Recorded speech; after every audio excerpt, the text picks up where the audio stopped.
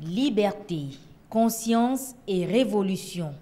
Trois concepts sur lesquels Aboudou Walid Agro s'est basé pour rédiger son ouvrage dénommé « Non, je refuse ».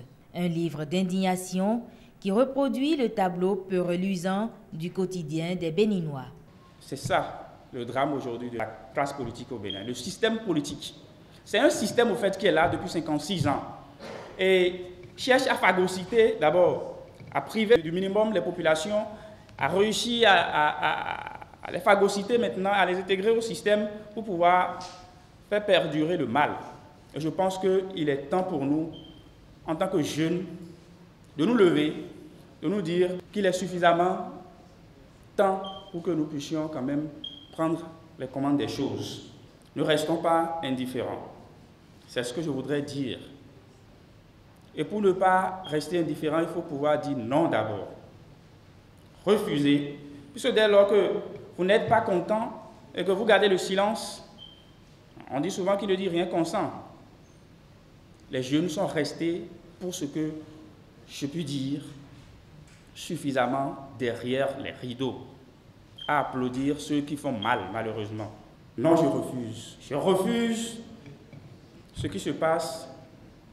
Et je refuse également ce qui va se passer, qui est planifié déjà, ou qui sera peut-être planifié contre nous, qui sommes jeunes.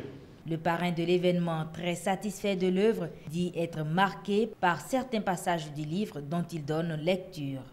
Lorsqu'un Béninois soustrait frauduleusement un mouton à autrui, il devient un grand voleur. Il est jeté en prison et il reste pendant longtemps. Dans le même temps, un politicien détourne à lui seul plusieurs milliards des caisses de l'État. Il devient du coup un héros national. On l'applaudit, puis il rejoint les îles de l'Assemblée nationale. Ce qui veut dire quoi? Nos institutions sont très fortes.